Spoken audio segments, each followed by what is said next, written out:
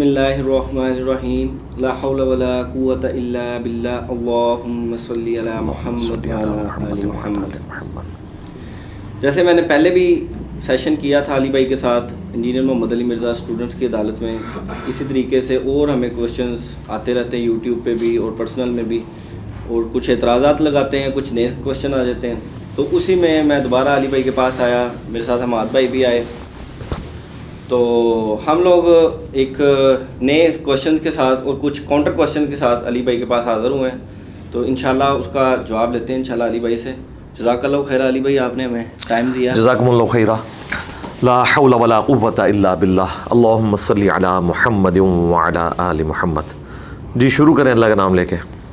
بسم اللہ الرحمن الرحیم. اچھا علی بھائی، یہ سوال جو ہے نا، یہ کافی دفعہ آپ سے ویسے ہو چکا ہے، لیکن اس کو تھوڑا سا مطلب آپ کے لہجے کے ساتھ جوڑا گیا ہے دوبارہ سے، کہ آپ کے جتنے بھی اسٹوڈنٹ ہیں نا، ان میں کئی ایسے اسٹوڈنٹس ہیں جو آپ سے بڑی محبت رکھتے ہیں، جو نئے ریورٹ ہوئے ہیں، ان کے والدین نئے ریورٹ ہوئے ہیں. جیسا مجھے بھی پچھلے دنوں ایک بھائی جو بڑے یوٹیوبر ہیں ان کی کال آئی کہ بھائی میرے والدین بھی جو سے نا علی بھائی کے اس اگریسو سٹائل کی وجہ سے نا وہ متنفر ہو رہے ہیں کہ بھائی ابھی وہ منگولوں والا بات کی ہے، اس پہ بھی ایک اس سے بات سوال ہے. لیکن کہ آپ منگولوں والی آپ نے بات کی کہ جی وہ انہوں نے آپ کے بزرگوں کو وڈا ہوا ہے، کاٹا ہوا ہے، ٹھیک ہے، جبکہ انہوں نے صرف ان 2 نمبر بزرگوں کو نہیں کاٹا، انہوں نے اچھے مسلمانوں کو بھی کاٹا ہے. تو اس پہ بڑا فخر کرنا تو یہ ایک غیر علمی اپروچ ہو جاتی ہے. تو اس پہ آپ کو، میرا نہیں خیال کہ اس پہ آپ کو رجوع کرنا چاہیے. ٹھیک ہے. پہلی بات یہ ہے کہ یہ جو اپنا لقمہ میرے منہ میں ڈالنا اور یہ کہنا کہ میں نے منگولوں کی اس ایکٹیویٹی کو حلال کہا ہے، یہ تو میں نے اس میں بات ہی نہیں کی. میں نے یہ بات کی تھی کہ وہ بزرگ جن کے بارے میں آپ کا یہ دعویٰ ہے کہ وہ نگاہیں مار کے یہ کچھ کر دیتے تھے، وہ کچھ کر دیتے تھے، خود تو وہ منگولوں کے ہاتھوں قتل ہوئے ہیں. میں نے بیسیکلی ان بزرگوں کے حوالے سے ڈسکشن کی تھی. میں نے قطعاً یہ نہیں کہا کہ منگولوں نے مسلمانوں کو جو قتل کیا وہ درست کیا. قتل ناحق تو ہم مانتے ہی نہیں. ہم تو ایکسٹرا جوڈیشل ایکٹیویٹی کو حرام سمجھتے ہیں. جو آپ گستاخ رسول کے نام کے اوپر لوگوں کے اوپر کرتے ہیں، ہم تو اس کو بھی جائز نہیں سمجھتے. چاہے جائے کہ ہم غیر مسلموں کی ایکٹیویٹی کو اس طریقے سے کہیں گے. یوں پک اینڈ چوز نہیں کرنا چاہیے. جو شخص بات کر رہا ہوتا ہے نا، اس شخص کا اپنا نظریہ کیا ہے، اس کو دیکھ کر اس کی بات کو سمجھا جاتا ہے. مثال کے طور پر اگر میں حضرت معاویہ کو رضی اللہ تعالیٰ عنہ کہہ رہا ہوں اور کوئی غالی اس کو سن کے یہ مجھے کہنا شروع کر دے کہ یہ ناصبی ہے، تو آج کا کوئی شیعہ بھی یہ بات ماننے کے لیے تیار نہیں ہوگا. کیوں کہ میرا ایک پورا ٹریک ریکارڈ ہے اس حوالے سے کہ میں اہل بیت کا دفاع کر رہا ہوں. لہذا جب میں کہہ رہا ہوں تو میں کسی اور سینس میں یہ بات کر رہا ہوں کہ میں ان کی صحابیت کو مانتا ہوں. قطعاً یہ مقصد نہیں ہے کہ میں جنگ صفین میں کسی بھی حوالے سے ان کے سٹانس کو صحیح سمجھتا ہوں. لیکن یہی بات اگر کوئی ناصبی کر رہا ہے نا، تو یقیناً وہ دوسری طرف نکل رہا ہے. اس کے اوپر آپ ضرور گمان کریں. میں تو مسلمانوں کو کاٹنا حرام سمجھتا ہوں، چاہے وہ جینوئن بھی ہو سوائے جوڈیشری کے. تو میں نے کیوں منگولوں کے مسلمانوں کے قتل کرنے کو جائز سمجھنا ہے؟ ٹھیک ہے، آپ نے پوچھا تو میں نے اب مزید اس کو ایکسپلور کر دیا. پلس یہ کہ میں نے یہ بات کی تھی کہ جن بزرگوں کے بارے میں آپ کا دعویٰ ہے کہ وہ نگاہ مارتے تھے، تو منگولوں پہ تو ان کی نگاہیں کوئی نہیں چلی ہیں. تو جس طرح کے اس معاملے میں وہ فیل ہو گئے تھے نا، یہاں پہ اب اللہ نے ان منگولوں کو ہدایت پر لے آیا اللہ تعالیٰ، اور مسلمان ہوئے. تو جب میں ان منگولوں کو کافر کہہ رہا ہوں تو کسی شخص کو سب سے بڑا تانا یہی دیا جا سکتا ہے نا کہ وہ کافر ہے. تو میں ان کی تعریف کہاں سے کہہ رہا ہوں؟ باقی ان کی بہادری کی تعریف کرنا یا ان کا اللہ تعالیٰ کی طرف سے ان کے اوپر مسلط ہونا، تو میں نے اس میں بتایا تھا سورہ بنی اسرائیل کے سٹارٹ میں بھی اللہ تعالیٰ نے 2 عروج اور 2 زوال ذکر کیے ہیں بنی اسرائیل کے. اس میں جو کافر ہیں جنہوں نے بیت المقدس کی اینٹ سے اینٹ بجائی ہے، اللہ تعالیٰ نے ان کو اپنی طرف منسوب کیا کہ ہم نے اپنے لڑائی لڑنے والے بندے سخت ان کے اوپر مسلط کیے تاکہ یہ شہروں میں پھیل جائیں اور مسجد اقصیٰ میں اسی طریقے سے داخل ہو جائیں. تو کیا آپ اللہ تعالیٰ کو بلیم کریں گے کہ اللہ تعالیٰ کافروں کو، بت پرستوں کو، مشرکین کو بنی اسرائیل سے بہتر سمجھ رہا ہے؟ ایسا نہیں ہے. بلکہ اللہ تعالیٰ نے ان کی اس بہادری کی تعریف کی، پلس یہ کہ وہ اللہ کی طرف سے مسلط ہوئے تھے. اور اللہ کی سنت یہی ہے کہ اللہ تعالیٰ انسانوں کو انسانوں پر مسلط کر کے انہیں مزہ چکھاتا ہے. تو یہ اس حوالے سے میں نے بات کی تھی, اسے آؤٹ آف کانٹیکسٹ نہ سمجھے. جب آپ نے پوچھ لیا, میں نے کلیریفائی کر دیا, تو پھر آپ خود فقہ حنفی کے اس فتوے پہ جائیں کہ اگر کسی شخص کی بات میں 99 مطلب کفر کے نکلتے ہیں اور ایک اسلام کا, تو آپ اسلام والے کے اوپر فتویٰ لگائیں گے, نہ کہ کفر والے پہ. اور یہاں تو کفر اسلام کا مسئلہ ہی نہیں ہے, ایک جذباتی ڈاکٹرن اور غیر جذباتی ڈاکٹرن کا مسئلہ ہے, اس لیے اس سے زیادہ مصیبت میں کھڑی کر. آپ ٹونٹ مارتے ہیں اس میں, مطلب ان کو بریلویوں کو. جی میں ٹونٹ مارتا ہوں, بالکل فخریہ مارتا ہوں, کیوں نہ ماروں. تو میں بات کروں گا, جب آپ کا ایک فخر ہے تو میں آپ کے اوپر کیوں نہ وہ بات کروں جو آپ کا فخر ہے. تو اس پہ آپ کے جو اسٹوڈنٹس ہیں یا ان کی جو فیملی تھا وہ سمجھتی ہیں کہ یار یہ علی بھائی کو کیا ہو گیا اچانک سے اتنے اگریسو. اسٹوڈنٹس اور ان کی فیملیز صرف اس کلپ کو لے کے بیٹھی ہوئی ہیں. دوسری بات, مجھے بتائیں, اگر کسی شخص کی سخت بات کی وجہ سے میں نے اسلام سے متنفر ہونا ہے تو اس کا مطلب ہے کہ میں پہلے ہی لولے لنگڑے اسلام کے اوپر ہوں. اس کا تو مطلب سیدھی سی بات یہ ہے. یعنی ایک شخص مجھے گالی نکال کے کہ قرآن میں لکھا ہوا ہے کہ سود کھانے والا اللہ اور اس کے رسول کے خلاف جنگ کر رہا ہے, تو میں کہوں تو نے چونکہ گالی کے ساتھ بات کی ہے میں آیت بھی نہیں مانتا, تو اس کا مطلب یہ ہے کہ میں قرآن کے ساتھ مخلص نہیں ہوں. تو ٹھیک ہے, جائیں جہنم میں. میں اگلی بات کرتا ہوں, اس سے بڑی بات کہ اس کی وجہ سے کسی نے جہنم میں جانا ہے تو خود کمائے جہنم. ہمیں تو پوری دنیا نے فتوے لگائے, ان کے بزرگوں نے فتوے لگائے, ان کے ماننے والوں نے فتوے لگائے, تو کیا میں اسلام سے متنفر ہو گیا ہوں؟ میں نے اسلام کا دفاع کیا. تو آپ اگر میرے کسی انداز سے ہوتے ہیں متنفر تو ہوتے رہیں, آپ قرآن و سنت پہ رہیں. میں نے کب کہا کہ میرے ساتھ جڑیں, ہم کہتے ہیں قرآن و سنت کے ساتھ جڑیں. لیکن اگر آپ یہ کہ میں آپ سے متنفر ہو کے آج کے بعد چشتی رسول اللہ کا دفاع شروع کر دوں گا تو جائیں بھاڑ میں. انشاءاللہ قنوت نازلہ آپ پہ پڑھیں گے. آپ نے اس کی کلیریفیکیشن دی ہے منگولوں کے اوپر, اسپیشلی آپ کا لیکچر آیا اس پہ, تو اس میں بھی ایک آپ سے ایک بات ایسی نکل گئی ہے جس کا پہلے والی بات سے اور اس والی بات کو نا کمپیریزن کریں تو اختلاف بنتا ہے. کہ آپ نے کہا کہ جی منگولوں کو اللہ نے مطلب ان کے اوپر عذاب نازل کیا تھا, آپ نے اس میں کہا تھا, جبکہ آپ نے کہا کہ یہ سیلاب ہے تو اس کو آپ مطلب کہتے ہیں عذاب ہے, اس کو آپ ڈیفائن کرتے ہیں, اس کو کہتے ہیں کہ آپ ڈیفائن نہ کریں, اور اس کو کہتے ہیں آپ نے خود ڈیفائن کیا کہ وہ اللہ کا عذاب تھا ان کے اوپر. ہاں جی ٹھیک ہے نا, ہم نے کب کہا کہ آپ ڈیفائن کریں گے تو ہم آپ کے اوپر کفر کا فتویٰ لگائیں گے. ہم نے تو قرآن و سنت کے دلائل کی روشنی میں اس چیز کو ثابت کیا ہے, یا یہ ہماری اسیسمنٹ ہے کہ منگول جو تھے وہ اللہ تعالیٰ کا عذاب بن کے مسلمانوں پر نازل ہوئے. اس کا جواب تو ہم بعد میں دیں گے. پہلے مجھے یہ بتائیں, مسلم ہسٹری کے اندر جتنے مورخین ہیں, جتنے محدثین ہیں, جتنے مفسرین ہیں, وہ آج تک منگولوں کا مسلمانوں کے اوپر غلبہ, انکلوڈنگ ڈاکٹر اسرار صاحب. ڈاکٹر اسرار صاحب نے ایک پورا لیکچر ریکارڈ کروایا انڈیا میں مسلمانوں کا ماضی, حال اور مستقبل.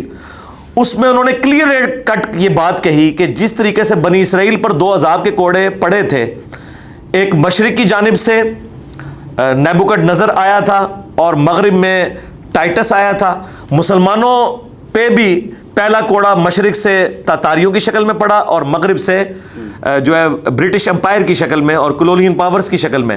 اس وقت یہ کام مرے پڑے ہوئے تھے کہ ڈاکٹر اسرار صاحب کو کہتے کہ یہ آپ کیا کر رہے ہیں. اس وقت تو ان کو پتہ ہی نہیں تھا کہ اس میں سے یہ جو بات نکلنی ہے کہ بابے فارغ ہونے ہیں, چونکہ ڈاکٹر اسرار نے ان کے بابے فارغ نہیں کیے تھے, ان کا دماغ بھی اس طرف نہیں گیا.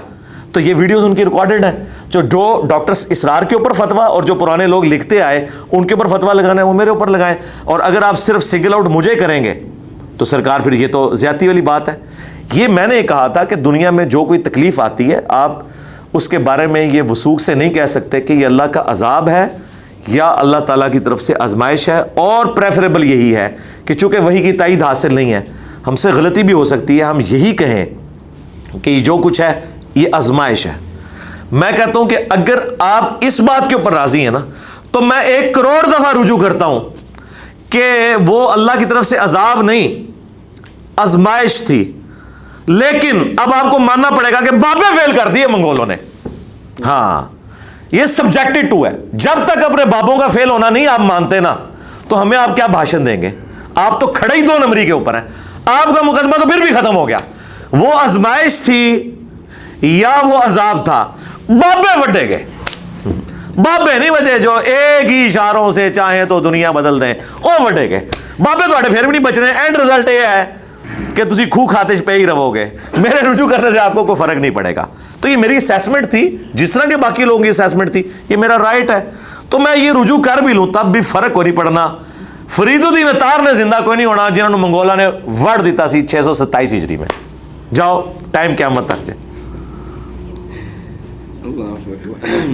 अच्छा अली भाई माशाल्लाह आपके पास काफ़ी नॉलेज है और हम देखते हैं सुनते हैं आपको, तो अगर क़यामत वाले दिन आपसे ये सवाल हो जाए कि भाई इतना इल्म था माशाल्लाह इनके पास और ये खिलाफत की कोशिश पॉलिटिक्स में आगे नहीं कर रहे, ये मतलब उन्होंने साथ ये भी कहा है कि ये तवील नहीं अली भाई की मानी जाएगी कि यहाँ की पॉलिटिक्स गंदी है, मतलब आप खिलाफत की कोशिश पॉलिटिक्स में भी जाके तो कर सकते हैं ना, तो वो क्यों नहीं करते आप? अगर ये सवाल हो जाए तो क्या जवाब देंगे?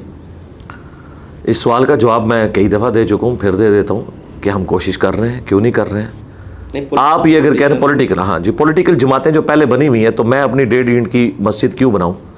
मैंने वीडियो के अंदर सपोर्ट कर दिया है, मैं जमात इस्लामी की फ़िक्र के साथ एग्री करता हूँ और वो एक पॉलिटिकल जमात है, जमात इस्लामी मेरी पॉलिटिकल जमात है, मैं उसे सपोर्ट करता हूँ। मैं क्यों 1.5 ईंट की मस्जिद अपनी लदा बनाऊँ और उनकी स्ट्रगल में मैं उनके साथ हूँ। मैं प्रेफर करता हूँ कि जमात इस्लामी को वोट डाला जाए, आगे टुरो, ख़त्म। अच्छा अली भाई सूरत बाकरा की आयत नंबर 133-134 में आता है कि पिछली उम्मतों के बारे में तुमसे नहीं पूछा जाएगा।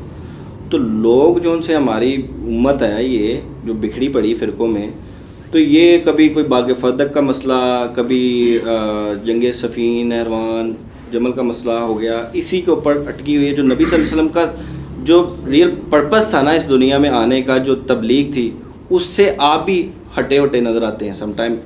मतलब वो जो आपने लेक्चर पहले रिकॉर्ड करवाए वो तो करवा दिए, अब आपके जितने लेक्चर आ रहे हैं वो मोस्टली इनको रगड़ा लगाने में ही आ रहे हैं। तो नहीं, मेरे कोई भी लेक्चर रगड़ा लगाने में नहीं आ रहे। जब मेरे ऊपर झूठा इल्ज़ाम कोई लगाता है और मुझे वनरेबल करता है तो मैं उसको रिबटल करता हूँ। मैंने पिछले दिनों भी कहा है कि मेरी कोई एक वीडियो दिखाएं 7-8 साल में मुसलसल जिसमें मैंने कभी किसी आलिम दीन की तस्वीर लगाई हो या रिप्लाई टू किया हो। मेरे 200 मसला नंबर रिकॉर्ड है, बल्कि 201, तमाम जो है वो टॉपिक्स के ऊपर है। हयातुन नबी, हाज़िर नाज़िर, इल्म गैब, रफ़ुल यदैन, गुस्ताखाना इबारात, कभी थंबनेल के ऊपर ना किसी आलिम का नाम ना किसी को रिप्लाई। मैं तो इंडिपेंडेंट अपना मुकदमा पेश करता रहूँ। जब आप लोगों ने मेरी तस्वीरों के ऊपर क्रॉस लगाए, मेरे ऊपर झूठे इल्ज़ाम लगा के मेरी लाइफ को वनरेबल किया, तो एक तो रास्ता ये था कि बुज़दिलों की तरह मैं रास्ता छोड़ देता, नहीं। दूसरा तरीका ये था कि मैं आंखों में आंखें डाल के मैं आपको जवाब देता कि एक गरीब तो बदतमीज़, तुम्हारे पल्ले ना कुरान ना सुन्नत, और तुम मुझे कुरान और सुन्नत बयान करने के ऊपर क्रिटिसाइज कर रहे हो, मेरे ऊपर झूठे इल्ज़ाम लगा रहे हो, तो मैं तो जवाब दूंगा ही, मेरा राइट है। तो मैंने अपना राइट यूज़ किया है और मैं ये कर रहा हूँ। अभी भी कराची के मुफ्ती साहब ने एक मसला उठाया, उसे मैंने रिबटल किया। इसी तरीके से वहाबियों के उलमा ने मसला उठाया, लाल रुमाल वाले ने उठाया, उसको मैंने रिबटल किया।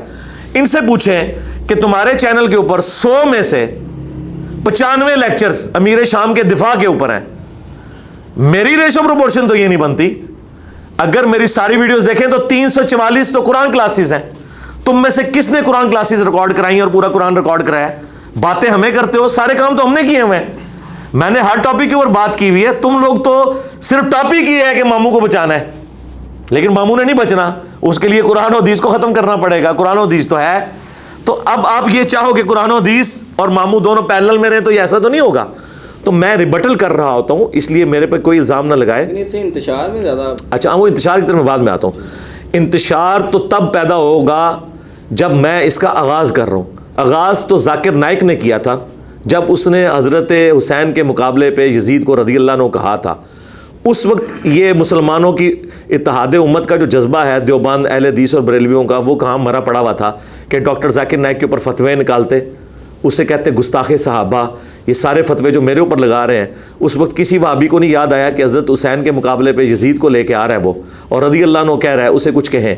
जब मैंने जवाब दिया तो मेरे भाई, आप हमें जूतियाँ भी मारें और रोने का मौका भी नहीं देंगे? नहीं सरकार, ऐसा नहीं होगा। हम रोएंगे भी नहीं और वो जूतियाँ छीन के आपके सरों पे मारेंगे, बल्कि आपके हैंडलर्स के सरों के ऊपर मारेंगे।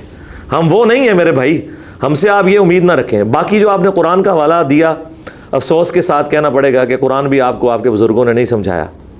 आपका ये कहना कि हमारी दावत जो है वो इसके ऊपर खड़ी है, नहीं।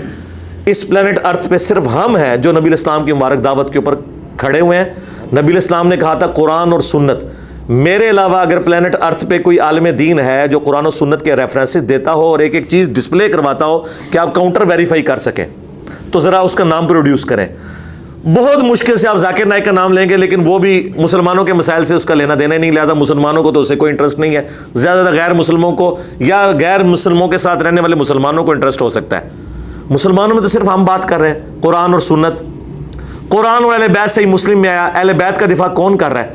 جب نبی علیہ السلام مجھے یہ کہہ رہے ہیں کہ میں تمہیں اہل بیت کے معاملے میں اللہ کا خوف دلاتا ہوں، تو اس کا مطلب کیا ہے کہ میرے اہل بیت سے محبت کرنا اور ان کے دشمنوں کے خلاف ان کا دفاع کرنا. تو میں نے یہ نبی علیہ السلام کی ڈیوٹی پوری نہیں کرنی ہے.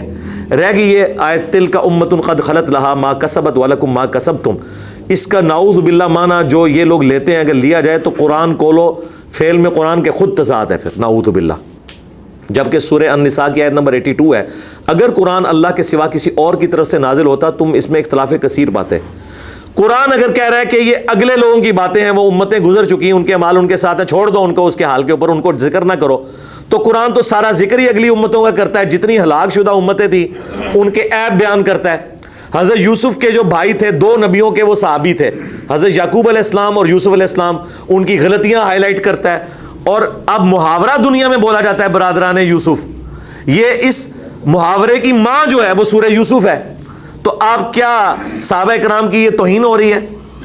قیامت تک جب سورہ الجمعہ پڑھی جائے گی کہ صحابہ کرام نے نبی علیہ السلام کو خطبے میں چھوڑ دیا اور وہ منڈی میں چلے گئے کاروبار کے لیے، تو یہ توہین تو خود قرآن کروا رہے ہیں، نعوذ باللہ. نہیں، یہ تلک امۃ قد خلت والی جو آیت ہے سورۃ البقرہ کی، آپ اگر یہ پڑھ کے دیکھیں، یہ پارہ نمبر 1 میں 2 دفعہ یہ آیت ریپیٹ ہوئی ہے، بالکل اینڈ پہ بھی جا کے آتی ہے، اور اس سے جسٹ پہلے بھی اللہ تعالیٰ نے بنی اسرائیل کا ذکر کیا. یہ آیت نمبر 141 ہے، اور اس سے پہلے بھی اس آیت کا ذکر ہوا.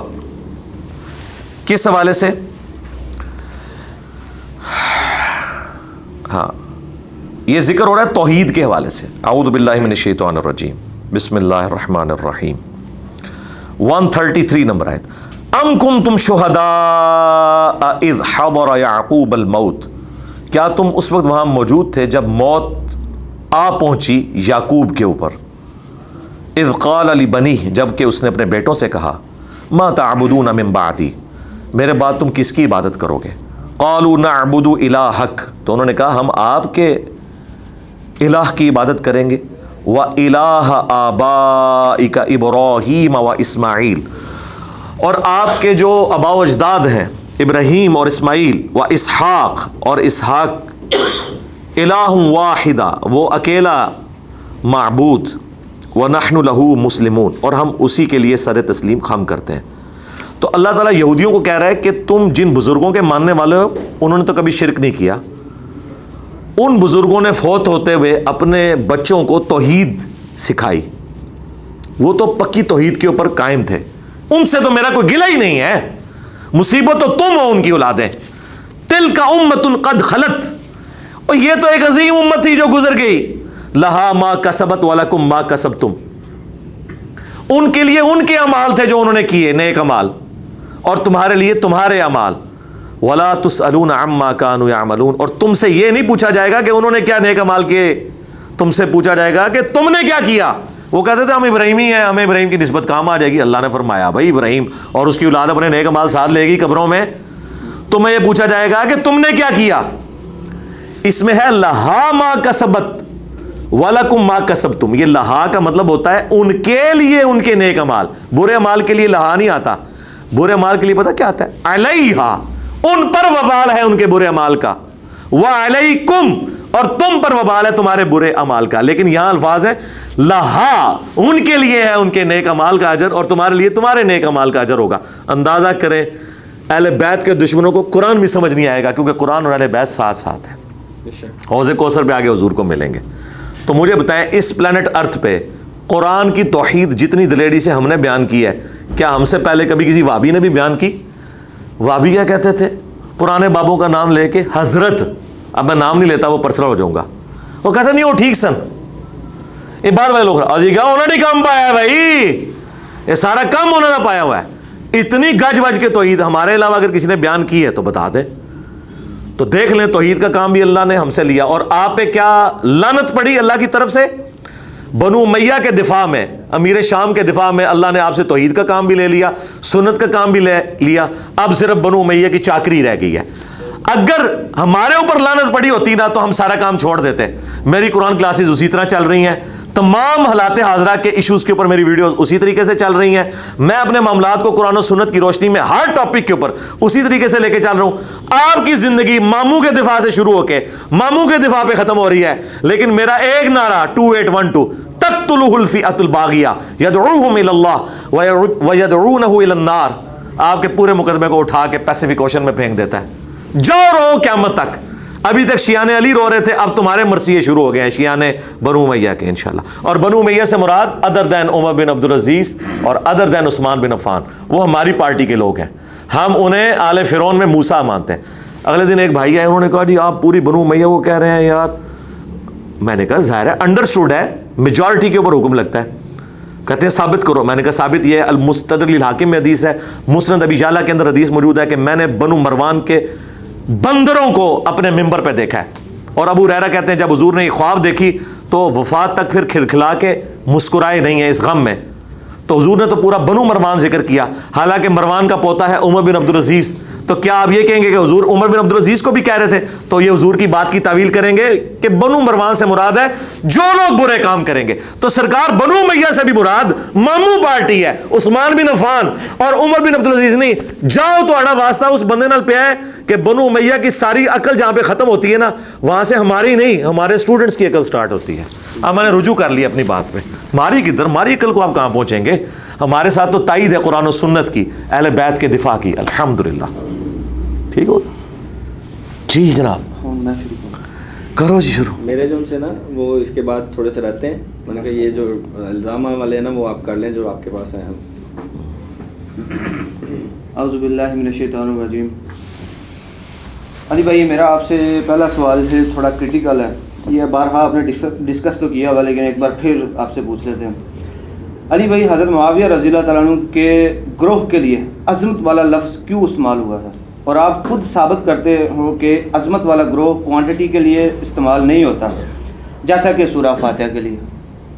ہاں, میں نے یہ جو بات کی تھی نا کہ عظمت والا گروہ کوانٹٹی کے لیے استعمال نہیں ہوتا, کوالٹی کے لیے ہوتا ہے. تو اس کا یہ مطلب کیسے ہو گیا کہ کوانٹٹی کے لیے نہیں ہوتا؟ یہ آپ نے کہاں سے رزلٹ نکال لیا؟ میں نے کہا تھا وہ بھی ہوتا ہے, وہ بھی ہوتا ہے, لیکن یہ قرائن بتائیں گے کہ یہ ولد الحرام میں حرام کا کیا مطلب ہے اور مسجد الحرام میں حرام کا مطلب کیا ہے. ہاں, لفظ حرام ہی ہے, قرائن بتائیں گے. ابھی ہم آپ سے فیصلہ کرواتے ہیں. وَلَهُمْ عَذَابٌ عَظِيمٌ, یہاں کیا ہے؟ بڑا عذاب. بڑا عذاب. ہاں, بس یہ عظیم والا معنی یہ بھی ہوتا ہے. وہاں ہم عظمت والا گروہ اس لیے نہیں مراد لیتے کہ عظمت والا گروہ کیسے ہو سکتا ہے؟ وہ گروہ جو خلیفہ وقت کے خلاف خروج کرے. بخاری اور مسلم کی حدیث ہے کہ فتنوں کے دور میں جماعت المسلمین اور ان کے امام کو پکڑ لینا, تو ہم مولا علی کے ساتھ ہیں. مسلم میں حدیث ہے جب ایک امام کی بیعت ہو جائے اور کوئی خلاف کھڑا ہو اسے قتل کر دو. ہم تو حضرت علی کے مخالفین کو واجب القتل سمجھتے ہیں پولیٹیکل ٹرم میں, اور حضرت علی تو قتل کرنے ہی نکلے تھے نا, ان کو کوئی شیرنی بانٹنے کے لیے تو نہیں نکلے تھے, تلوار کے ساتھ نکلے تھے نا. حتیٰ کہ دارالخلافہ مدینے سے کوفے شفٹ کرنا پڑا تم لوگوں کی وجہ سے. حضرت علی کی یہ کبھی خواہش تھی کہ مدینہ شریف چھوڑ کے جاتے, تم لوگوں نے سکون سے انہیں خلافت نہیں کرنے دی ہے تو وہ نکلے. تو ہم حضرت علی کے ساتھ ہیں. اور پھر مسلم کی حدیث کہ جو خلیفہ وقت یا امام وقت کو پہچانے بغیر مرا وہ جاہلیت کی موت مرا. اگر آپ کے بڑے جاہلیت کی موت مرے ہیں اس حدیث کے تحت, تو ہمیں کیوں جاہلیت کی موت مارنا چاہتے ہیں؟ ہم تو خلیفہ وقت سمجھتے ہیں حضرت ابوبکر کو, عمر کو, عثمان کو, علی کو رضی اللہ عنہم اجمعین و علیہم السلام اجمعین. جب ہم ان کو مان رہے ہیں اس حوالے سے, تو میرے بھائی ان کے مخالفین کو ہم اب عظمت کا معنی تعداد میں بڑا اسی لیے لے رہے ہیں کہ یہ بات اس وقت اسی طریقے سے ہے جیسے ولد الحرام میں حرام کا مطلب اور ہے, آؤٹ آف ویڈ لاک, اور مسجد الحرام میں حرام کا مطلب ہے عزت والی جگہ جہاں آپ نے اس کی حرمت کا خیال رکھنا ہے. لہٰذا جب مولا علی کے مخالفین کے بارے میں آئے گا نا فئۃ الباغیہ یا عظیم گروہ, تو وہاں عظمت کا معنی وہ تعداد میں بڑا لیا جائے گا, ورنہ خلیفہ وقت کے خلاف تو انہوں نے خروج کیا ہوا تھا. تو میرا خیال ہے یہ وہ ساری باتیں ہیں جو اسٹیبلش ہیں. ہماری وجہ سے زیادہ مسئلہ اس لیے کھڑا ہو گیا ہے کہ ان کو یہ غم نہیں جا رہا کہ آج تک تو سنیوں نے اہل بیت کو شیعہ کے کھاتوں میں ڈالا ہوا تھا. یہ انجینئر صاحب نے آ کے اہل بیت کو اون کیوں کر لیا؟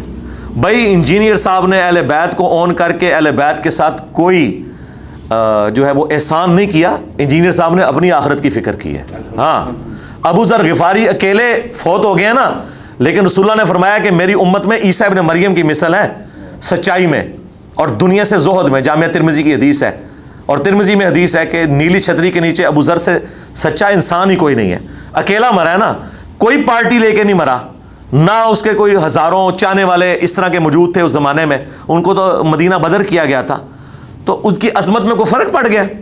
تو اہل بیت کے ساتھ آپ نے کربلا میں جو کچھ کیا, اہل بیت کے ساتھ آپ نے تحکیم کے موقع پہ جو دھوکہ بازی کی, اہل بیت کے ساتھ آپ نے امام حسن کو جو قتل کیا, سب مظلومیت کی زندگی بعد میں بھی گزارتے رہے. امام زین العابدین بھی شہید ہوئے, امام باقر بھی شہید ہوئے, امام جعفر بھی, امام موسیٰ کاظم بھی, امام علی رضا, یہ سارے ائمہ آپ نے شہید کر دیے. ان کو کوئی حکومتیں نہ ملی بعد میں آنے والوں کو. تو آپ کیا سمجھتے ہیں کہ یہ قابل رحم ہے؟ نہیں نہیں نہیں, یہ عظمت والے لوگ ہیں, انہیں ضرورت ہی نہیں آپ کی. مجھے ان کی ضرورت ہے, انہیں میری کوئی ضرورت نہیں ہے. تو الحمدللہ اللہ تعالیٰ نے چونکہ نشت ثانیہ کا آغاز کیا. آپ کہتے ہیں نا خلافت کب قائم ہوگی؟ خلافت اس دن قائم ہوگی جب خلافت ختم کرنے والے مجرم کو کٹہرے میں لا کے آپ کھڑا کریں گے, ورنہ دوبارہ یہ آپ کو مجرمین دھوکہ دیں گے اور دوبارہ آپ کو امام مہدی سے ہٹا دیں گے. یہ کہیں گے مہدی ہم وہ مانیں گے جو بنو امیہ سے ہو.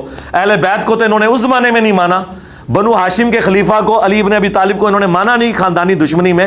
اب انہوں نے فاطمہ کی اولاد کو کہاں سے ماننا ہے؟ یہ تو فاطمہ کی اولاد کے قاتل ہیں. تو امام مہدی کو انہوں نے کہاں سے ماننا ہے؟ امام مہدی کو ہمارے اسٹوڈنٹس نے مانا ہے. انہوں نے لینا ہی نعرہ لا دینا ہے کہ سرکار آ جاؤ, ایڈے کوئی 4-5 بج گئے جے مولوی انہوں سمجھا دیو, ویسے تو مر جانا, انہوں دی اولاد ہی ختم ہو جانی انشاءاللہ. ناسبیاں دی علمی موت بھی ہوگی, فزیکل موت بھی. دیکھیں کتے کی طرح ان کی ٹریٹمنٹ ہو رہی ہے. لوگ صرف 2812 لکھ دیتے ہیں, حدیث بھی پوری نہیں لکھتے, تو ان کی چیخیں آسمانوں کو لگتی ہیں. یہ تھوڑی بات ہے. ہاں میں کہتا ہوں جی کہ امام بخاری اگر قبر سے نکلے ہیں تو یہ پہلی ریکویسٹ ان سے یہ کریں گے 2812 کٹو, اور امام مسلم نے کہیں گے 240 کاٹ دو, اور 4776 تو فوراً نکالیں. ہاں ٹھیک ہے, اشارتاً باتیں ہو رہی ہیں, پڑھ لیو خود حدیثاں. علی بھائی ایک اور سوال ہے آپ سے. ایک کلپ میں سنا تھا کہ حضرت حسن علیہ السلام کو زہر کس نے دیا یہ نہیں پتا, بٹ اس کا بینیفیشری کون تھا یہ بتایا تھا.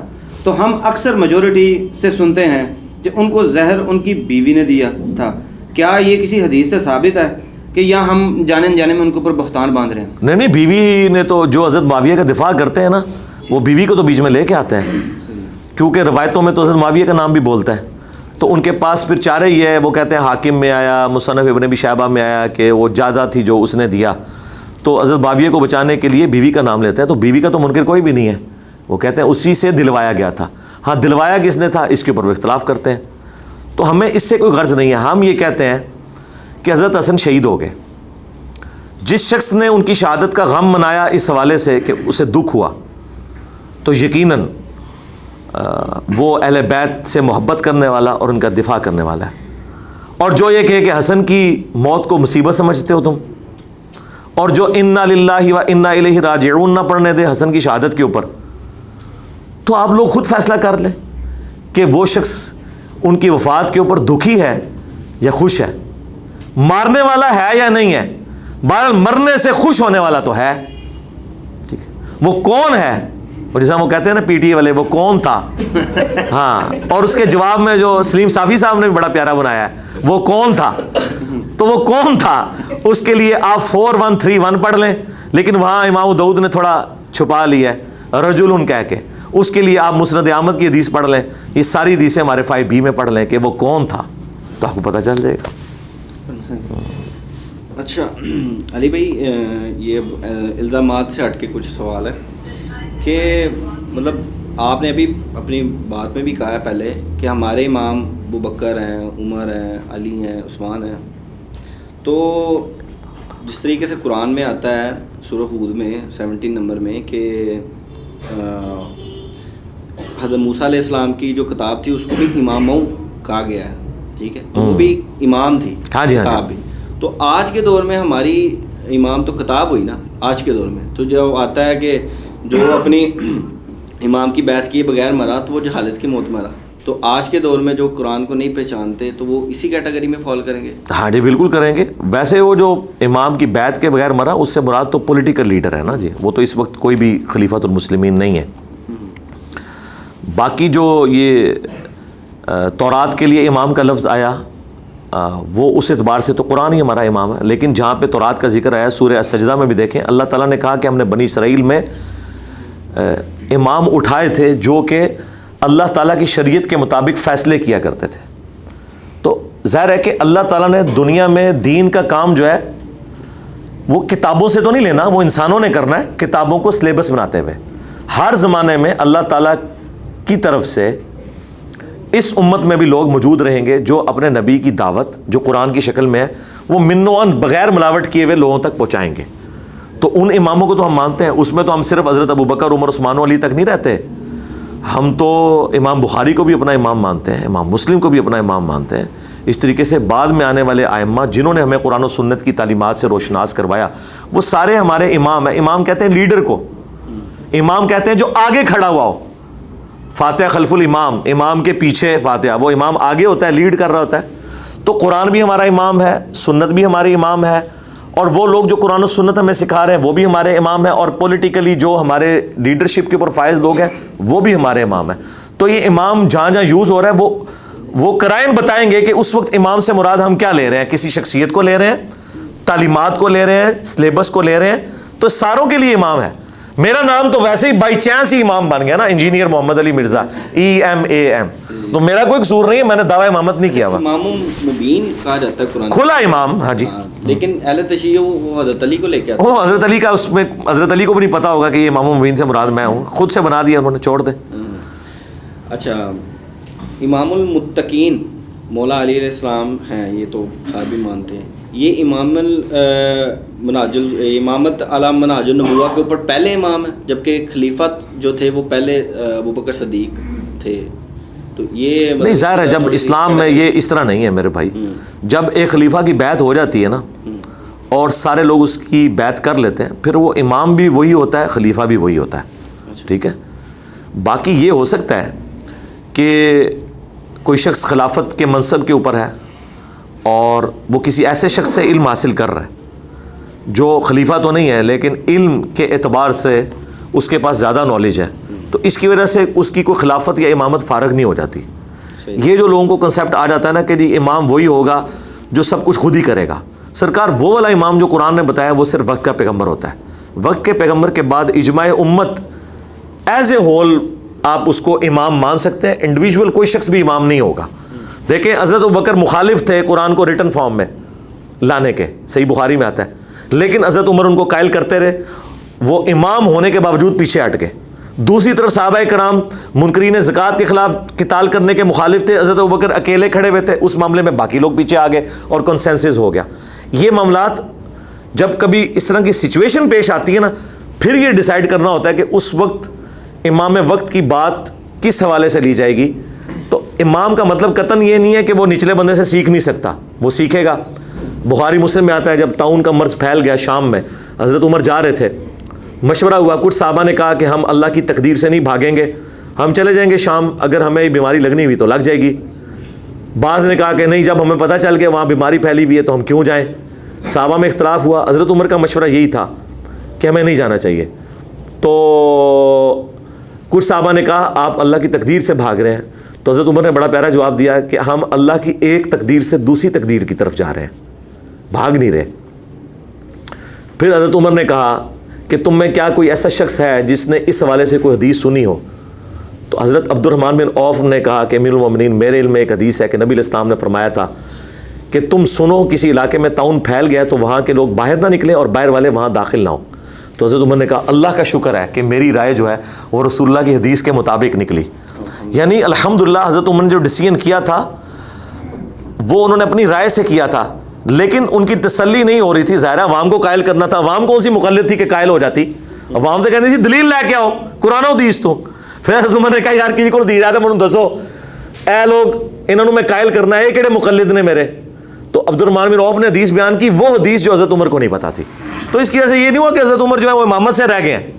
اس سے بڑھ کر جو بخاری مسلم میں آتا ہے, حسان ابن ثابت جو مسجد میں نعت اشعار پڑھ رہے تھے, ابو ہریرہ بھی پاس بیٹھے ہیں, حضرت عمر نے ان کو تیکھی نظروں سے دیکھا, انہوں نے کہا اس طرح نہ دیکھ, تجھ سے بہتر شخص مسجد میں تھا, میں اس کو بھی نعت اشعار سناتا تھا. انہوں نے کہا اپنا گواہ لے کے آ. انہوں نے کہا یہ ابو ہریرہ. تو حضرت ابو ہریرہ نے کہا امیر المومنین میں گواہی دیتا ہوں کہ نبی علیہ السلام نہ صرف یہ اشعار سنتے تھے بلکہ دعا فرماتے تھے کہ اے اللہ روح قدس کے ذریعے حسان کی مدد فرما جس طرح تو نے عیسیٰ ابن مریم کی تھی. ایدناہ بروح القدس. تو اس کے اوپر الحمدللہ حضرت عمر فاروق رضی اللہ تعالیٰ عنہ خاموش ہوئے. انہوں نے یہ نہیں کہا کہ اب میں مطلب مجھے حسان سکھائے گا یا ابو ہریرہ مجھے سکھائے گا جو خود مسلمان ہوا ہے حضور کی وفات سے 4 سال پہلے. نہیں, علم تو آپ کہیں سے بھی حاصل کر سکتے ہیں. بخاری میں تعلیقاً امام بخاری لے کے آئے کہ حضرت عمر نے ایک ڈیسیژن کر دیا تھا, کسی پاگل کے اوپر ہاتھ جاری کر دی, تو حضرت علی نے ان کو کہا کہ امیر المومنین پاگل شخص, سویا ہوا شخص, نابالغ کے اوپر ہاتھ لگتی ہی نہیں ہے, شریعت کا قلم اٹھا ہوا ہے. تو حضرت عمر نے اپنا ڈیسیژن واپس لے لیا. اور سنن ابن ماجہ میں پوری سند ہے, یہ حضرت علی نے حضور سے روایت کی ہے یہ بات کہ نبی علیہ السلام نے فرمایا 3 لوگوں سے اللہ نے قلم اٹھا لیا. اب حضرت عمر یہ کہیں گے کہ بھئی میں علی سے کیوں سیکھوں؟ نہیں بھائی, علم کسی کی میراث نہیں ہے. اگر میراث ہوتی تو حضرت نوح میں ٹرانسفر ہوتی ان کے بیٹے میں, جو ان کے جسم کا ٹکڑا تھا. بھائی جو حاصل کرے گا اسے مل جائے گی. That's all.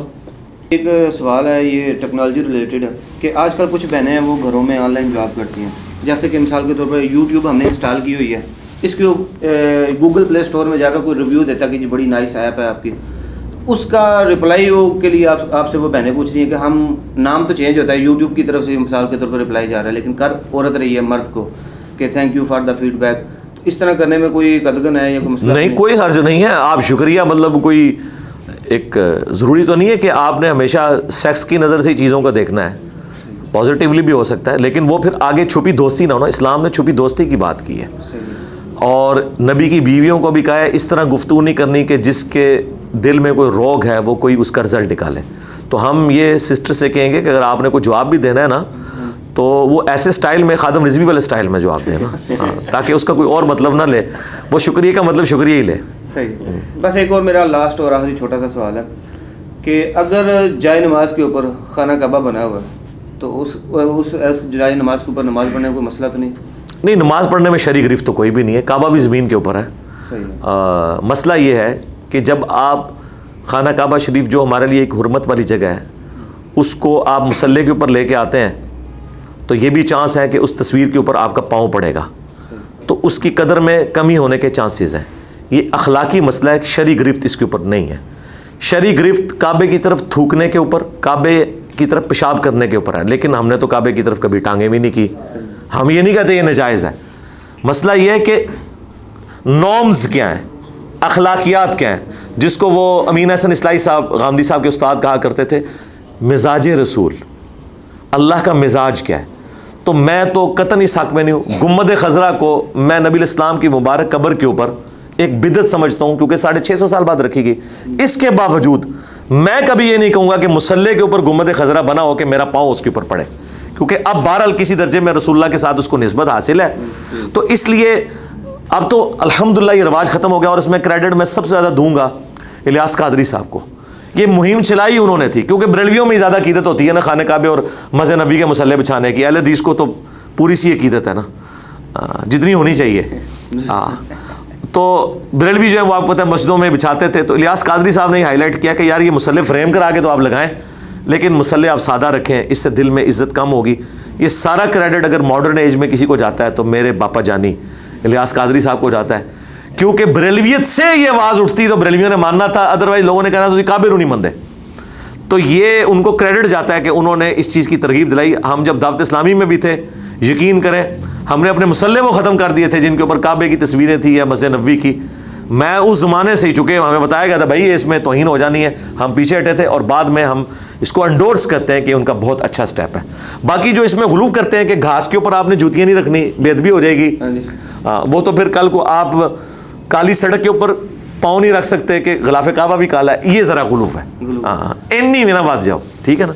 اچھا علی بھائی, آپ کے جو دوسرے आपने पकड़े हैं देवबंदियों के बाबा जी मुफ्ती सईद साहब ठेठ हनफी देवबंदी साहब, उन्होंने फिर एक लेक्चर में कह दिया है कि जी मतलब एक तो अच्छी बात की, साथ उन्होंने लुच तल दिया है कि जी कहते हैं कि आप अपनी फील्ड में काम करें, जिस तरह आपने भी इसकी तायीद की है और जो कि ठीक है कि अपनी फील्ड में काम करें, डॉक्टर बनता रहे, लेकिन साथ उन्होंने कहा लेकिन आप हदीसें ना पढ़ें, ये आपका काम नहीं है। अगर आपको कोई इल्मी चीज़ चाहिए, कोई बात पूछनी है तो आप उलमा से पूछें। उन्होंने अपने 2 बुज़ुर्गों का हवाला दिया है कि भाई इनकी किताब उर्दू में छाया, जबकि इनके बुज़ुर्गों ने ही तर्जमे की। जी, इनको आपका जवाब नहीं समझ आएगा, आप मुझसे सवाल कर रहे हैं, जवाब ही ले लें। तो हाँ जी जी जी मैं सवाल पहुंच गया ना आपका, अब निकालना क्या उसमें से, तो इसका जवाब मैंने दे दिया उसी में कि जी मुफ्ती सईद साहब से मैं रिक्वेस्ट करता हूँ कि अल मुहन्नद के जो 3 अकीदे मैंने बताए हैं, पूरी आले देवबंदियत, आले हनफियत, जो इमाम मुनीफा की तरफ झूठ अकीदे मंसूब किए हुए हैं, अल मुहन्नद में रिटन तुम्हारे 35 उलमा देवबंद ने इंक्लूडिंग अशरफ अली थानवी ने साइन किए हैं। नंबर 1 उन्होंने किताब का नाम रखा है अल मुहन्नद अलल मुफन्नद, आमज़ा बरेलवी को उन्होंने सिठाया हुआ बाबा का है, ठीक है जी। ये मैंने आपके अखलाकियात बुजुर्गों के बताए हैं, अशरफ अली थानवी ने इसके ऊपर साइन किए हैं। उसके बाद उसमें तो कई अकीदे हैं जिनके ऊपर गिरफ्त हो सकती है, मैंने सिर्फ 3 दिए हैं ताकि आपके लिए आसानी हो जाए, टू द पॉइंट बात कर लें। उसमें लिखा है कि हम बुजुर्गों की कब्रों और सीनों से जायज़ तरीके से फैज़ लेने के कायल हैं, जो खवास को मालूम है। और खवास को क्या मालूम है, वो अशरफ थानवी ने अरवाए सलासा में लिखा है कि कासम नानोतवी मरने के 6 साल के बाद कब्र से निकलकर मौलवियों की 2 सुलह करवा के दोबारा कब्र में चले गए, ख्वाब में नहीं बेदारी में। ये तरीका भी बताया है बुजुर्गों ने। हमें कुरान और सुन्नत से इस अकीदे की दलील चाहिए। आपने कहा ना कुरान और सुन्नत हम आपसे पूछें, जी पूछते हैं, टाइम क़यामत तक है आपकी आने वाली नस्लें भी इसका जवाब दे दें। दूसरा अकीदा उसमें लिखा हुआ है कि रसूलुल्लाह की कब्र अल्लाह के अर्श कुर्सी खाना काबा से अफजल है। हम ये कहते हैं ये कौन सी आयत और हदीस है, कौन सी कतियुद दलाला दलील है आपके पास? ज़न्नियुद दलाला नहीं चाहिए, कतियुद दलाला, जिससे आपने अकीदा अखज़ किया है कि रसूलुल्लाह की कब्र अल्लाह के अर्श से अफजल है। रसूलुल्लाह की ज़ात नहीं, कब्र मुबारक और उसका वो हिस्सा जो आपके जिस्म से टच है, आपके जिस्म को नहीं, उस कब्र को। फिर हम आपसे पूछेंगे कि सहाबा किराम के पास तो हुजूर के अपने ओरिजिनल बाल थे, नबी इस्लाम का अपना जो बाल मुबारक है ना, वो आपकी कब्र मुबारक से ज्यादा इज्जत रखता है क्योंकि वो आपके जिस्म का टुकड़ा है। तो क्या सहाबा किराम ने कहा है कि हुजूर का बाल जो है, ये कहा बुखारी में कि रसूलुल्लाह का एक बाल मेरे पास होना दुनिया और दुनिया में जो कुछ है उससे बढ़कर मुझे अजीज है, यानी दुनिया की हर दौलत से बढ़कर। किसी साहबी ने नहीं कहा कि रसूलुल्लाह का बाल मुबारक अल्लाह के अर्श से अफजल है। आपके जो ठेठ हनफी बुजुर्गों ने अकीदा लिखा है, ये किस आयत और हदीस से साबित होता है? टाइम क़यामत तक है। ये मैं इसलिए कह रहा हूं कि हम आपको 1 हफ्ते का टाइम देंगे तो आप परेशान हो जाएंगे, क्योंकि हमें पता है क़यामत तक कि आपके पास जवाब नहीं होना। हम खुला टाइम दे रहे हैं, शायद आपको तौबा नसीब हो जाए अपने बुजुर्गों के इन अकीदों से, तो जवाब दें कुरान और सुन्नत की रोशनी में। हम आपसे ही सीखना चाहते हैं। और तीसरा अकीदा बताया था कि उन्होंने अल मुहन्नद में लिखा है हम रसूलुल्लाह की कब्र में ज़िंदगी को दुनिया की सी मानते हैं। वो कहते हैं नहीं, दुनिया की सी से मुराद है कि जिस्म सलामत है ना। सरकार आपके फ़ज़ाइल अमाल वाले बुजुर्ग ने फ़ज़ाइल हज और फ़ज़ाइल दुरूद में शेख ज़करिया कांदलवी ने लिखा है कि रसूलुल्लाह की वफ़ात के 550 साल बाद फिज़िकली रसूलुल्लाह ने अपने कब्र मुबारक से हाथ बाहर निकाला था और 90,000 का मजमा मौजूद था। शेख अहमद रफ़ाई ने चूमा और यह वाक़या आपके मुफ्ती आज़म प्लानट अर्थ देवबंद मुफ्ती तकी उस्मानी ने बयान किया है, रिकॉर्डिंग में मौजूद है। हमें बताएं किस आयत और हदीस से साबित है कि नबी इस्लाम अपनी कब्र मुबारक से हाथ बाहर निकाला करेंगे। इसके काउंटर नैरेटिव के ऊपर मैंने कई हदीसें बयान की हैं। बुखारी में हदीस है 1010, इन्ना कुन्ना नतवस्सलु इलैका बिनबिय्यिना। हज़रत उमर कहते हैं पहले ऐ अल्लाह हम तेरे नबी से तवस्सुल इख्तियार करते थे, अब उनके चचा को लेके आए, उनकी दुआ की बरकत से बारिश नाजिल फरमाओ, बारिश हो जाती। कब्र रसूल पे जाके उन्होंने ये नहीं कहा या रसूलल्लाह आप हाथ मुबारक बाहर निकाले, मैं पानी का प्याला लेके आऊँ, और सुलह हुदैबिया पे चश्मे जारी हुए थे, चश्मे जारी फरमा दें। ये है सहाबा का दीन, खुलफाए राशिदीन का दीन, एक आपके बाबों का दीन है। ये 3 अकीदे हैं, टाइम क़यामत तक है। पूरी जिंदा ज़ुर्रियत देवबंद की उलमा की मरे हुए अगर रूहानी तौर पे आप जिंदा कर सकते हैं अशरफ थानवी के फार्मूले पे, जिस तरह कासिम नानोतवी जिंदा हुए, सारों को जमा करें, इन 3 अकीदों को जस्टिफाई करें कुरान और सुन्नत की रोशनी में। मुझे नहीं, अपनी अवाम को सेटिस्फाई करें और बताएं ये अकीदे कैसे साबित होते हैं। हम आपसे पूछते हैं। अब रह गया कि आपने कहा फील्ड है, सरकार आपकी फील्ड को हम कैसे मान लें? आपके बड़े से बड़े आलिम को एक अनपढ़ बरेलवी कहता है ये तो जाहिल है, गुस्ताखे रसूल है, कुत्ते जितनी औकात नहीं रखता वो आपकी डिग्री की। वो कहते हैं कुत्ते का नाम लेना भी तौहीन है, साहब काफ का कुत्ता फिर भी उसकी कोई इज्जत है, वो कहते हैं इनकी वो भी नहीं है। और बरेलवियों के बड़े से बड़े आलिम को आम जाहिल देवबंदी क्या कहते हैं, ये तो मुशरिक है। تو سرکار جن ڈگریوں کی اوقات یہ ہو کہ مخالفین ان ڈگریوں کو کتے جتنی اہمیت بھی نہ دیتے ہوں، ان ڈگریوں کی دھونس ہم پہ کیا، ایسی ڈگری لے کے آؤ جس کے اوپر سارے فرقے متفق ہو. انشاءاللہ میں 1 مہینے میں تیاری کر کے پیپر پاس کر کے وہ ڈگری حاصل کر لوں گا، اور ٹائم قیامت تک ہے. رہ گئی میری ڈگری تو وہ موجود ہے بخاری میں، بلغوا عنی ولو آیا، پہنچا دو اگرچہ تمہیں ایک آیت ہی آتی ہو. الحمدللہ ہم اپنے نبی کی دعوت آپ تک پہنچا رہے ہیں. ہم آپ کو بتا رہے ہیں کہ سورۃ البقرہ کی آیت نمبر 279 میں لکھا ہوا ہے کہ سود کھانے والا اللہ اور اس کے رسول کے ساتھ جنگ کے لیے تیار ہو جائے. اس کے لیے ہمیں ڈگری کی ضرورت نہیں ہے. سورۃ البقرہ کی 279 نمبر آیت اپنی جگہ پہ رہے گی، میرے پاس ڈگری ہو یا نہ ہو. آپ نے ماننا ہے مانے، نہیں ماننا نہ مانے. آپ کہیں چونکہ انجینئر نے بیان کیا لہٰذا میں یہ آیت نہیں مانتا، تو آپ اپنے ایمان سے فارغ ہو جائیں گے. آپ نے ٹیکسٹ کو فالو کرنا ہے. ٹھیک ہے، ٹائم قیامت تک ہے. مفتی صاحب کو یہ علیحدہ سے کلپ بنا کے میری طرف سے حافظہ اللہ تعالیٰ مفتی سعید صاحب کو یہ کہہ دینا ہے. ابھی تو میں آپ سے یہ پوچھوں گا کہ آپ نے عمران خان صاحب کا جو تیسرا نکاح پڑھایا اور آپ کو یہ پتا تھا کہ عدت کے دنوں میں اس طریقے سے نکاح نہیں ہو سکتا، یہ آپ نے کام کیوں کیا؟ اور بعد میں آپ کی آڈیو بھی ریلیز ہو گئی.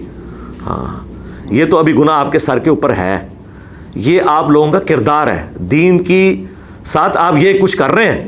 ہاں، سنن نسائی میں حدیث ہے، ایک صحابی نے کٹھی 3 طلاقیں دے دی تھی. دوسرے جب حضور نے فرمایا نا کہ میں زندہ ہوں اور اللہ کی حدیں توڑی جا رہی ہیں، دوسرے صحابی نے کہا تھا یا رسول اللہ اجازت دے میں اسے قتل کر دوں. ہاں، اور آپ نے اللہ کی حدوں کو توڑا کہ عدت کے دنوں کے اندر نکاح کروایا. تو کوئی اور صحابی ہوتا تو اجازت ہی مانگتا، لیکن ہم تو صرف علمی اختلاف کرتے ہیں. علی بھائی اینڈ پہ ایک ریکویسٹ ہے چھوٹی سی، اور ساتھ میں ایک چھوٹا سا اسی کے اندر سے سوال بھی ہے کہ یہ جو آپ پہ مرڈر تھرڈ ٹائم ہوا ہے، ایک تو ہم سب اسٹوڈنٹ ہمیں پتہ ہے کہ یار آپ کی زندگی ہمارے لیے بڑی امپورٹنٹ ہے آج کے دور میں، اور یہ صرف ہم پہ نہیں ہے، فرقہ نظام کو آپ نے ہی بدلنا ہے. ہاں بدل رہے ہیں الحمدللہ، بدل گیا آلموسٹ، لیکن پھر بھی ابھی آپ کی زندگی مزید ہمیں ضرورت ہے اس کی، تو آپ اس پہ تھوڑی سی سیکیورٹی کو مزید بہتر کر سکتے ہیں اور اس پہ تھوڑا سا فوکس کریں. جی سیکیورٹی بہتر ہے تو وہ بندہ تھانے میں ہے نا. الحمدللہ جذباتی باتیں تو نہ کریں. ہم نے اپنی سیکیورٹی کے جو میئرز ہیں وہ کیمرے میں تو نہیں بتانے، سیکیورٹی لیک ہو جائے گی. ٹھیک ہے، آپ کے لیے اتنا ہی کافی ہے کہ اس بندے کو پکڑ لیا گیا. اگر ہاں پہلی 2 دفعہ آپ یہ بات کر سکتے تھے کہ چیپلی کس طرح اس طرح بندہ پہنچا، اب تو میرے بھائی اس کو باہر ہی پکڑ لیا گیا، اور باقی جو کچھ ہوا اور کون کون سے علماء اپنی ضمانتیں کراتے پھر رہے ہیں تو وہ آپ کے سامنے، تو آپ بے فکر ہیں انشاءاللہ. اور آپ دعاؤں میں بھی یاد رکھیں، اور اس چیز کو موضوع بحث لائے ہی نہ کریں یار، چھوڑ دیں. یہاں جو دار ارکم میں لوگ بیٹھے ہوئے ہیں نا، میری سیکیورٹی کے والے سے وہ آپ سے زیادہ، یا دنیا میں بیٹھے ہوئے کسی بھی میرے سے محبت کرنے والے سے زیادہ کانشیس ہے. آپ لوگوں کی محبت میرے ساتھ ویڈیوز کی حد تک ہے، لیکن جو میری صحبت میں رہنے والے لوگ ہیں نا، ان کی میرے ساتھ جذباتی ایفیلیشن ہے. جس طرح ایک بھائی کی بھائی سے، ایک ماں کی بیٹے سے، ایک باپ کی بیٹے سے، ایک بیٹے کی باپ سے ہوتی ہے، اس جذباتی ایفیلیشن کا حصہ بھی آپ کو حاصل نہیں ہے، کیونکہ آپ نے میرے ساتھ وقت نہیں نا گزارا ہوا. تو آپ یقین کریں کہ آپ میری سیکیورٹی کے لیے جتنے کانشیس ہیں نا، اس سے تھاؤزنڈز آف ٹائم وہ لوگ کانشیس ہیں اور وہ سمجھدار ہیں اور ان معاملات کو لے کے چل رہے ہیں. لیکن ہم اب کیمرے میں وہ چیزیں ڈسکلوز نہیں کر سکتے کہ ہم کیا کیا کر رہے ہیں. آپ بے فکر رہیں، اور انشاءاللہ تعالیٰ ان چیزوں کو ڈسکس کرنے کی بجائے نا آپ دعاؤں کے اوپر زور رکھیں جو آپ کا کام ہے. آپ بے فکر رہیں، یہاں بہت ذمہ داری کے ساتھ کام ہو رہا ہے. ورنہ آپ یقین جانیں جس میں پوری دنیا ایک بندے کے پیچھے پڑی ہوئی ہے، تو آپ دیکھیں کیا سے کیا ہو جائے. تو یہ اللہ تعالیٰ کی غیبی تائید بھی ہے. اور دیکھیں ہم نے کتنے بڑے میئرز لیے ہیں کہ ہم کسی پبلک گیدرنگ میں نہیں جاتے، کوئی اس طریقے سے ڈکلیئر موومنٹ نہیں کرتے، کسی انٹرنیشنل ٹور کے اوپر نہیں جاتے، بڑی ایک لمیٹڈ سی کنفائنڈ سی لائف گزار رہے ہیں. اور باقی جتنے ہمارے میئرز ہیں، CCTV کیمرہ والے ہوں، باقی جو اسلحے کے پوائنٹ آف ویو سے، وہ ساری چیزیں وہ ڈسکس کرنے کی ضرورت نہیں ہے. آپ بے فکر رہیں. اور آندہ بھی کوئی ہمارا گاہک آیا چوتھا، ہاں تو کوئی ویڈیو اس کے اوپر ریکارڈ نہیں ہونی. ہاں یہ تیسری ویڈیو بھی یقین کریں میں نے اسٹوڈنٹس کے شر سے بچنے کے لیے انورٹیڈ کامہ میں ریکارڈ کی ہے. ادروائز مجھے 1% کو انٹرسٹ نہیں تھا کہ میں اس کے اوپر کوئی ویڈیو ریکارڈ کرواتا. اور اب چوتھی دفعہ اگر کوئی گاہک آیا تو ویڈیو بھی ریکارڈ نہیں ہونی ہے. ہم نے نا وہ پرانی ایک ویڈیو شیئر کرا دینی ہے کہ اس پہ آپ کیا کہتے ہیں، بھئی جو پہلے کہا وہ کہتے ہیں. رہ گی قانونی معاملات، تو سرکار وہ قانونی جو معاملات ہیں وہ دار ارکم نے دیکھنے ہیں. جی اس کی یہ دیکھیں، جنگ قادسیہ اور یرموک میں جو فوجی جنگیں لڑ رہے ہیں، یا ایون ان کے جو کمانڈر بھی ہیں، انہوں نے یہ نہیں دیکھنا کہ مسجد نبوی میں بیٹھ کے امیر المومنین نے کیا ڈیسیژن کیا ہے اور کیا مشورہ ہوا، اس کا اینڈ رزلٹ کیا نکلا. انہوں نے بس اس کو فالو کرنا ہے کہ بھئی آپ پیچھے سے ڈیسیژن یہ آیا ہے، آپ نے یہ کرنا ہے، یہ ہو رہا ہے. وہاں پہ تھنک ٹینکس بیٹھے ہوئے ہیں، اس طرح یہاں پہ بھی دار ارکم میں جیلم میں تھنک ٹینکس بیٹھے ہوئے ہیں جو اپنے ایکسپرٹ لوگوں کے ساتھ رابطہ کرتے ہیں، چاہے وہ ججز ہوں، وکلاء ہوں، ہر فیلڈ کے لوگوں کے ساتھ ہم پورا کنسنسس کے ساتھ ڈسکشن کر کے باقاعدہ ان کے گروپس بنے ہوئے ہیں. یہ ظاہر ہے ہم نے پبلک کو تو نہیں بتانا، میں نے مطلب کوئی ہمدردی لینی ہے کہ میں آگے اب کیمرے کے سامنے رونا شروع کر دوں کہ یہ ہو گیا میرے ساتھ. میں تو رونے والا نہیں ہوں، میں تو رلانے والا ہوں اہل بیت کے دشمنوں کو، قرآن و سنت کے دشمنوں کو. ہم تو رونے والے ہے ہی نہیں ہیں. میں نے کیوں ہمدردیاں سمیٹنی ہے کہ میں نے آگے جناب ویڈیو ریکارڈ کروانی ہے، میرے نال ہو گیا جی نا. جس نے جو کرنا ہے وہ کر لے، اللہ کی مدد ہمارے ساتھ ہے انشاءاللہ تعالیٰ. اللہ تعالیٰ نے اس حق کو غالب کرنا ہے اور الحمدللہ سلیبس کے طور پر کر دیا. الحمدللہ قرآن تفسیر ریکارڈ ہو گئی، اختلافی موضوعات ریکارڈ ہو گئے، اب تو ویلیو ایڈیشن ہو رہی ہے. تو انشاءاللہ یہ معاملات آگے چل رہے ہیں، آپ بے فکر رہیں. میری زندگی کے ہونے یا نہ ہونے سے اس کا تعلق نہیں، لیکن ظاہر ہے کہ لوگوں کی ایک محبت ایفیلیشن ہے. آپ اگر مجھ سے پوچھیں تو میں تو یعنی اگر نبی علیہ السلام کے زمانے میں ہوتا اور حضور مشورہ کر رہے ہوتے تو میں تو حضور سے کہتا یا رسول اللہ آپ اللہ کی آفر قبول کر لیں. وہ بخاری مسلم میں ہے نا، ہر نبی کو آفر دی جاتی ہے مرنے سے پہلے کہ چاہے تو ہمیشہ کے لیے امت میں زندہ رہے، چاہے آخرت اڈاپٹ کرے. تو میں تو حضور کو یہ مشورہ کہتا کہ سرکار خود ہی رہیں آپ، تاکہ فرقے بنے ہی نہ. لیکن اللہ کی مشیت کچھ اور تھی. تو خواہشات تو اور ہوتی ہیں، لیکن اللہ تعالیٰ نے لوگوں کو اٹھا کر باقی والے لوگوں کو آزمانا ہوتا ہے. دیکھیں مولا علی سے جب مسند ابی یعلا اور مستدل الحاکم میں ایک بندے نے کہا نا کہ حضرت آپ حدیث تو بیان کر رہے ہیں کہ ایک شخص جو ہے وہ نبی علیہ السلام نے فرمایا کہ اے علی بدبخت ترین شخص اس امت کا وہ ہوگا جس طرح قوم سمود کا وہ شخص تھا جس نے اونٹنی کو قتل کیا، میری امت کا وہ ہوگا جو تیرے سر کے خون سے تیری داڑھی کو رنگ دے گا. تو آپ یہ تو بیان کر رہے ہیں، تو حضرت جب آپ کو یہ پتہ ہے تو آپ پہلے ہی ہمیں بتا دینا کہ آپ کے بعد خلیفہ کون ہوگا. تو انہوں نے کہا کہ یہ بار میں نہیں اٹھاؤں گا، میں اللہ کے پاس جاؤں گا. میں اللہ سے امید کرتا ہوں اگر تمہارے حق میں کوئی خیر لکھی ہوئی ہے تو تمہیں کوئی بہترین حکمران دے دے گا، اور اگر تمہارے لیے اللہ نے یہ آزمائش بنا دی ہوئی ہے تو ظاہر ہے اس کی آزمائش کو میں ٹالنے والا نہیں ہوں. تو حضرت علی نے اپنا نائب کسی کو نہیں بنایا. اور ایک روایت حاکم کی اس میں آتا ہے کہ میں تمہیں ویسے ہی چھوڑوں گا جیسا کہ رسول اللہ نے چھوڑا تھا اور صحابہ کرام نے ابو بکر کو چن لیا، میں بھی تمہیں اسی طرح چھوڑ کے جاؤں گا، تمہیں جو بہتر لگے اسے چن لینا. تو اسی طریقے سے ہم بھی یہ کہتے ہیں کہ یار یہ اللہ نے ڈیسائیڈ کرنا ہوتا ہے. مولانا مودودی نے سوچا تھا کہ میری لیگیسی کو ڈاکٹر اسرار آگے لے کے چلیں گے اور مولانا اسحاق صاحب آگے لے کے چلیں گے. ان کی پوری جماعت میں لاکھوں لوگوں میں ایک مولانا اسحاق اور ڈاکٹر اسرار نہیں پیدا ہوا، لیگیسی وہ لے کے چلے. مولانا اسحاق صاحب نے کبھی سوچا بھی تھا کہ ان کی لیگیسی اہل بیت کے دفاع پہ وہ ہمارے پلیٹ فارم سے چلے گی؟ یہ کسی نے نہیں سوچا ہوتا. اللہ نے اپنے بندے اٹھانے ہوتے ہیں اور آندہ بھی اللہ تعالیٰ اٹھائے گا.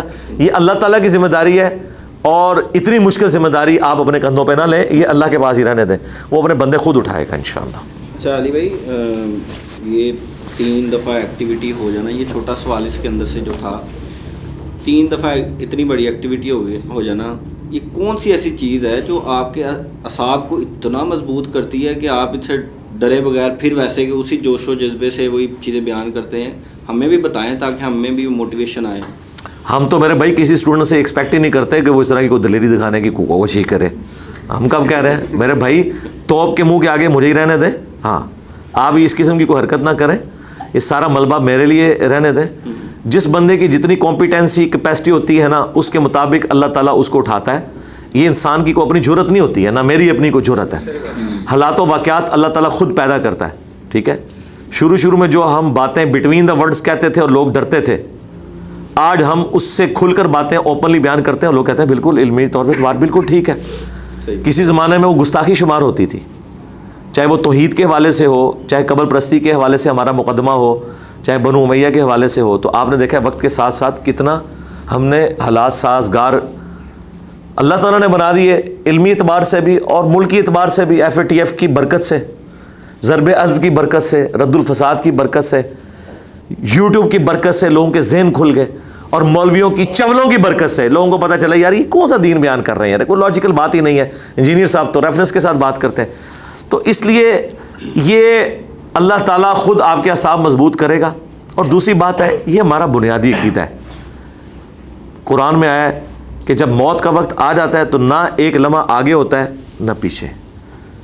اس پہ بھی ویسے ہی عقیدہ رکھنا ضروری ہے جس طرح کہ اللہ کو ایک ماننا. تو سرکار پھر اب آپ ہم سے یہ کوشچن کیوں کرتے ہیں کہ آپ اللہ کو ایک کیوں مانتے ہیں؟ بھائی مانتے ہیں، دلائل کے ساتھ مانتے ہیں، بار بار تو یہ کوشچن نہ پوچھیں. اس طرح موت کا بھی ایک وقت مقرر ہے، یہ ہمارے عقیدے کا حصہ ہے، ہم مانتے ہیں.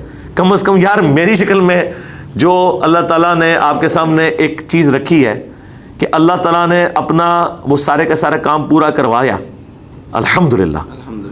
2017 میں جو مرڈر اٹیمپٹ ہے اس میں 25 سے 30 زخم دونوں ہاتھوں میں اس کے تھے اور ادھر اس کے سارے وار تھے. ایک ہی لگنے کی دیر تھی نا، اشارہ کٹ جاتی ہے. تو اور اس وقت میں بالکل نہتا تھا، عثمان بھائی میرے پاس تھے لیکن وہ بھی پیچھے تھے. مطلب وہ کس طریقے سے معاملہ ہوا وہ تو ویڈیو میں ریکارڈ ہے لیکن ہم نے ذرا پبلک نہیں کی، وہ پھر ایک پینک پھیل جاتا ہے. تو 2017 کے بعد اس وقت تک ہمارے سبسکرائبر بمشکل ابھی 1 لاکھ تھے. اور سبسکرائبر ہونا تو اتنی بڑی بات نہیں ہے، ویورشپ کی آپ بات کریں اور دنیا میں بات پہنچنے کی.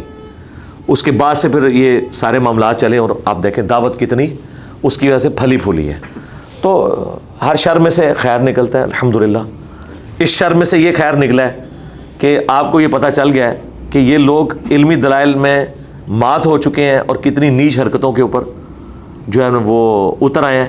ویڈیوز میں تو کہتے ہیں ایکسٹرا جوڈیشل ایکٹیویٹیز کرنا حرام ہے، جو میں کہتا ہوں کہ ان کا ویڈیو پہ ایمان کچھ اور ہوتا ہے، پبلک میں اور ہوتا ہے اور اندر خانے کچھ اور ہوتا ہے. وہ آپ کے سامنے آ گیا.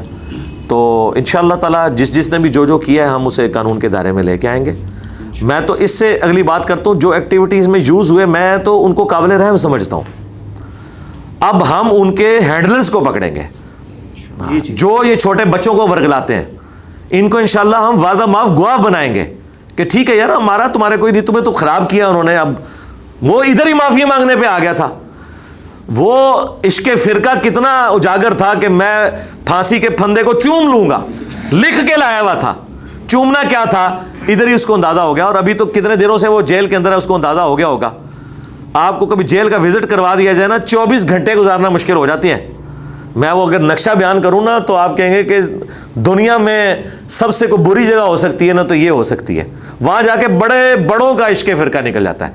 ہاں تو کئی لوگوں کا تو ادھر ہی نکل جاتا ہے اللہ کے فضل سے. ٹھیک ہو گیا. جی معاذ بھائی کوئی ہے سوال آپ کے پاس؟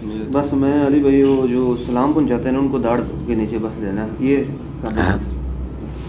علی بھائی جب بھی میں اکیڈمی آنے لگتا ہوں نا تو آپ کے کچھ چاہنے والے اسٹوڈنٹس ہیں، وہ آتے کوئی نہیں ہیں، بس دور سے ہی معاذ بھائی جا کے میرا سلام دے دینا. جن میں ایک خاص ہیں وسیم ادریس بھائی، ان کو کوئی 10 بار میں نے کہا کہ آ جائیں بس میرا سلام دے دیں. جی وعلیکم السلام اجمعین الی یوم الدین.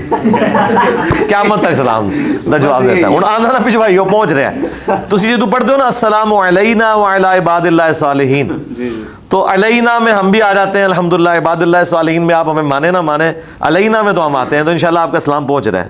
جزاک اللہ. جزاک اللہ خیر. علی بھائی آپ نے ہمیں اپنا قیمتی ٹائم دیا. سوال جتنے تھے سارے ایڈریس ہو چکے ہیں الحمدللہ، کوئی بچا نہیں ہے. تو مزید کبھی علی بھائی ہمیں ضرورت پڑ جائے تو اسی طریقے سے آ سکتے ہیں نا آپ کے پاس؟ جی آئیں نا جی، اتوار والے دن آئیں، جو مرضی آئیں سوال کریں. مولویوں کے علاوہ اس پلانٹ ارتھ پہ ہر بندے کو اجازت ہے. مولویوں نے اگر کوئی سوال پوچھنا ہے تو کسی عام بندے کے ہاتھ بھجوائیں جس کے بارے میں ہمیں یقین ہو کہ ماننے کے لیے آیا، یہ سنگ بھسانے نہیں آیا. وَإِذَا خَاطَبَهُمُ الْجَاهِلُونَ قَالُوا سَلَامًا، تو ہم ضرور جواب دیں گے انشاءاللہ.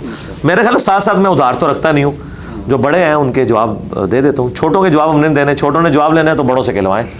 مفتی منیب الرحمان صاحب سے چھوٹے سے چھوٹا اعتراض آپ ویڈیو میں ریکارڈ کروائیں بائی نیم مجھے، انشاءاللہ اگلا سورج طلوع نہیں ہوگا جواب دے دیں گے.